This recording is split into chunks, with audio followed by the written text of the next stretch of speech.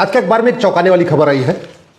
GST department के 50 अधिकारियों ने उत्तर प्रदेश के लखनऊ के आसपास लगभग 200 करोड़ रुपए की जमीन खरीदा है। जीएसटी डिपार्टमेंट के अधिकारी जिनका काम है जीएसटी को इकट्ठा करना, सरकार को देना, वो जीएसटी इकट्ठा करके सरकार को नहीं दे रहे थे, बल्कि जीएसटी के बदले कुछ लोगों से मिली भगत करके पैसा वहां कालाधन इकट्ठा कर रहे थे और वो पैसा उन्होंने लखनऊ के आसपास लगा दिया। दूसरी खबर राजस्थान से है, जहां ये एक पूरा नेटवर्क पाया गया है कि किस तरीके से फर्जी एफआईआर, फर्जी जो डॉक्यूमेंट है वहां पे डील क्या होती है। सच्चाई तो यह है, सरकार गांधीवादी हो, समाजवादी हो, राष्ट्रवादी हो, अंबेडकरवादी हो, पेरियारवादी हो, शासक लोहियावादी हो या कोई भी हो, लेकिन भ्रष्टाचार रत्ती भर भी कम नहीं हो रहा है। माननीय प्रधानमंत्री जी बहुत ईमानदार है, मैं तो कहता हूं दुनिया के सबसे ईमानदार प्रधानमंत्री है। इसके बावजूद बनारस में रत्ती भर भ्रष्टाचार खत्म नहीं हुआ।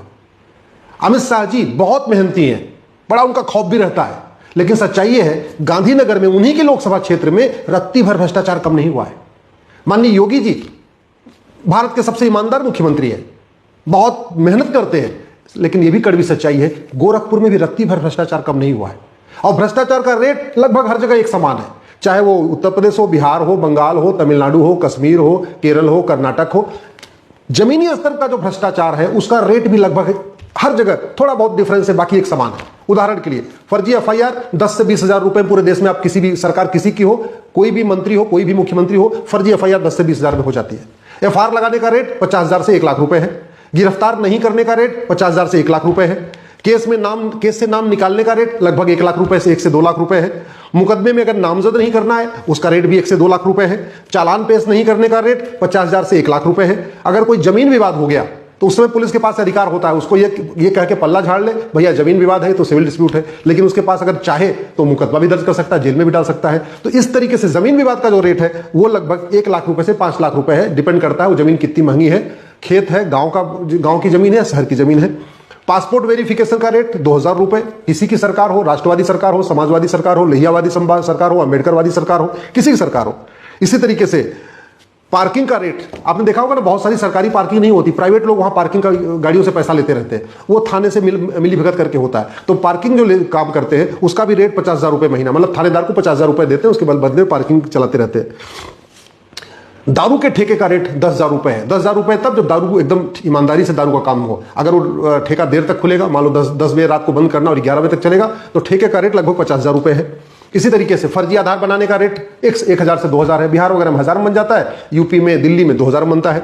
राशन कार्ड, फर्जी राशन कार्ड का रेट लगभग 2000 रुपए। बर्थ सर्टिफिकेट का रेट भी लगभग 2000 रुपए। निवास प्रमाण पत्र का रेट भी लगभग 2000 रुपए। ड्राइविंग लाइसेंस, फर्जी ड्राइविंग लाइसेंस बनवाने का रेट भी 3 से 4000 रुपए है। जनधन खाता खुलवाने का रेट, आप भारत के नहीं हो, आप विदेशी हो, आपके पास केवल 1-2 डॉक्यूमेंट है तो भी जनधन खाता खुल जाएगा, उसका रेट 2 से 3 हजार रुपए है। आयुष्मान कार्ड, आप पाकिस्तानी हो, अफगानिस्तानी हो, रोहिंग्या हो, बांग्लादेशी हो, कोई बात नहीं, आप 3000 रुपए दीजिए, 2 से 3 हजार रुपए आपको आयुष्मान कार्ड भी मिल जाएगा। अच्छा, जब 10 से 12 हजार रुपए में ये 4-5 डॉक्यूमेंट बन गया तो फिर मुद्रा लोन भी मिल जाएगा, फिर तो मुफ्त में राशन भी मिलेगा। प्रधानमंत्री आवास, आप बांग्लादेशी हो, रोहिंग्या हो, कुकी हो, भारत विदेशी हो, कोई फर्क नहीं पड़ता, 10 से 15 हजार रुपए खर्च करिए, प्रधानमंत्री आवास आपको पहले मिल जाएगा, बाकी लोगों को बाद में मिलेगा। ये कड़वी सच्चाई है और इसके समाधान के ऊपर चर्चा ही नहीं हो रही है। मैं बार बार कहता हूं, भारत में जो समस्याएं चल रही हैं वो शासक बदलने से ठीक नहीं होंगे। वर्तमान नेतृत्व हमारा दुनिया का सबसे ईमानदार, सबसे राष्ट्रवादी, सबसे मेहनती नेतृत्व है। इसके बावजूद चाहे वो लेखपाल हो, चाहे पटवारी हो, चाहे वो हवलदार हो, चाहे वो पेशकार हो, चाहे वो थानेदार हो, चाहे तहसीलदार हो, उसका भ्रष्टाचार कम नहीं हो रहा और आम जनता उसी के भ्रष्टाचार से परेशान है।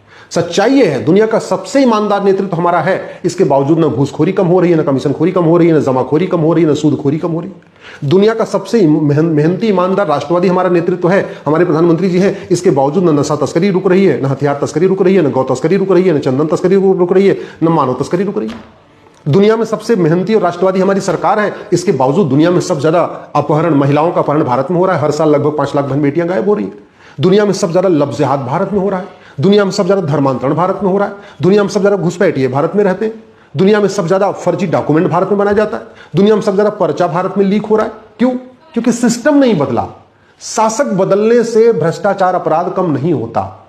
जैसे डॉक्टर बदलने से बीमारी ठीक नहीं होती, बीमारी ठीक होती है दवाई बदलने से, वैसे शासक बदलने से भ्रष्टाचार कम नहीं होता, अपराध कम नहीं होता, अराजकता कम नहीं होती। उदाहरण के लिए सिंगापुर में XYZ कोई प्रधानमंत्री बन जाए, सिंगापुर में भ्रष्टाचार नहीं हो सकता, ड्रग कारोबार नहीं हो सकता। अमेरिका में XYZ कोई राष्ट्रपति बन जाए, अमेरिका में कोई जाके फर्जी वहां के डॉक्यूमेंट नहीं बनवा सकता। जापान में XYZ कोई प्रधानमंत्री बन जाए, जापान में ना कोई जासूसी करेगा ना गद्दारी करेगा। शिक्षा में इतना संस्कार है, कानून का तगड़ा खौफ है। दुर्भाग्यवश भारत में 75 वर्ष के बावजूद न हमने शिक्षा का भारतीकरण किया और न हमने कठोर कानून बनाए। न शिक्षा में संस्कार है, न कानून का खौफ है। इसलिए इनकम टैक्स डिपार्टमेंट वाले भी वसूली कर रहे, GST डिपार्टमेंट वाले भी वसूली कर रहे, टोल टैक्स वाले भी वसूली कर रहे, बिजली विभाग के JEI एक्सियन भी वसूली कर रहे, नगर निगम वाले भी वसूली कर रहे। जो जिसको जहां मिल रहा है वही वसूली कर रहा है। और जमीनी स्तर पर थोड़ी भी वसूली कम नहीं हुई है, थोड़ा भी। मतलब ईमानदारों के लिए भारत में रहना मुश्किल है। ईमानदारी के साथ जाके भारत में सरवाइव करना बहुत मुश्किल काम है। भारत में सरवाइव करने के लिए या तो विधायक से परिचय होना चाहिए, या तो सांसद से परिचय होना चाहिए, या किसी अधिकारी से परिचय होना चाहिए, या कोई रिलेटिव कोई ऐसा सांसद विधायक हो, मंत्री हो, तब जाके आप अपना काम करा सकते हैं। सांसद विधायक के लिए, सांसद और विधायक के घर में सुबह से लाइन लगी पड़ी रहती है। क्यों? क्योंकि ईमानदारी से लोग अपना काम करते नहीं। सिटीजन चार्टर हमने लागू नहीं किया, जुडिशियल चार्टर हमने लागू नहीं किया, एडमिनिस्ट्रेटिव चार्टर हमने लागू नहीं किया, पुलिस चार्टर हमने लागू नहीं किया। पुलिस की रिस्पॉन्सिबिलिटी अकाउंटेबिलिटी तय करने के लिए हमने नियम कानून नहीं बनाए।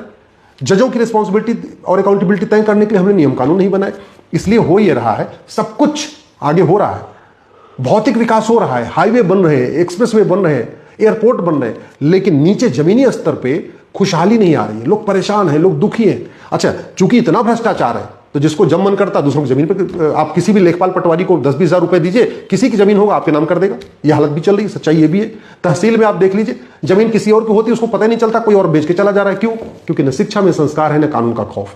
इसलिए मैं बार बार निवेदन कर रहा हूं कि भारत में जो समस्याएं चल रही हैं, इसका एक ही समाधान है, सिस्टम बदला जाए। Police reform, judicial reform, administrative reform किया जाए, एजुकेशन रिफॉर्म किया जाए, और सबसे इंपॉर्टेंट भ्रष्टाचार तभी खत्म होगा जब कानून का खौफ होगा।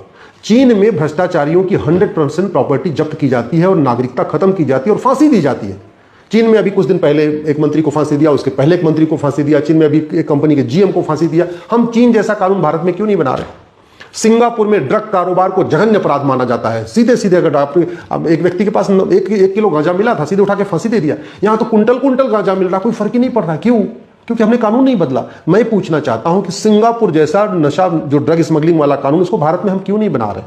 घुसपैठियों के खिलाफ अमेरिका जैसा कानून हम भारत में क्यों नहीं बना रहे? जासूसों और गद्दारों के खिलाफ जैसे जापान में कानून है, वैसा हम कानून क्यों नहीं बना रहे? हम दुनिया के बाकी देशों से एयरपोर्ट में तुलना करते हैं, हाईवे में तुलना करते हैं, बुलेट ट्रेन में तुलना करते हैं, बाकी तुलना करते हैं, दुनिया के हम सिस्टम्स के साथ तुलना क्यों नहीं कर रहे? एक जमाना था जब हमारा एजुकेशन सिस्टम दुनिया का सबसे अच्छा था, आज सबसे वर्स्ट है। एक जमाना था जब भारत की प्रशासनिक व्यवस्था दुनिया में सबसे अच्छी थी, आज की डेट में वर्स्ट है। एक जमाना था जब भारत का जुडिशियल सिस्टम दुनिया का सबसे अच्छा था, चाहे वो छत्रपति शिवाजी महाराज हो, चाहे राजा विक्रमादित्य हो, चाहे रानी अहिल्याबाई होलकर हो। कैटेगरी थी जस्टिस विद इन आवर, 1 घंटे के अंदर न्याय, जस्टिस विद इन डे, 1 दिन के अंदर न्याय। तीसरी category justice within week, 1 सप्ताह के अंदर न्याय। चौथी कैटेगरी थी एक्सेप्शनल केस में जस्टिस विद इन मंथ, एक महीने में न्याय होता था। और आज जस्टिस विद इन डिकेड भी नहीं हो रहा है, 1 डिकेड में भी नहीं हो पा रहा, 2 डिकेड, 3 डिकेड, मतलब 1 दशक, 2 दशक, 3 दशक, 4 दशक चलना पड़ रहा है। क्यों? ऐसा क्यों हो रहा है?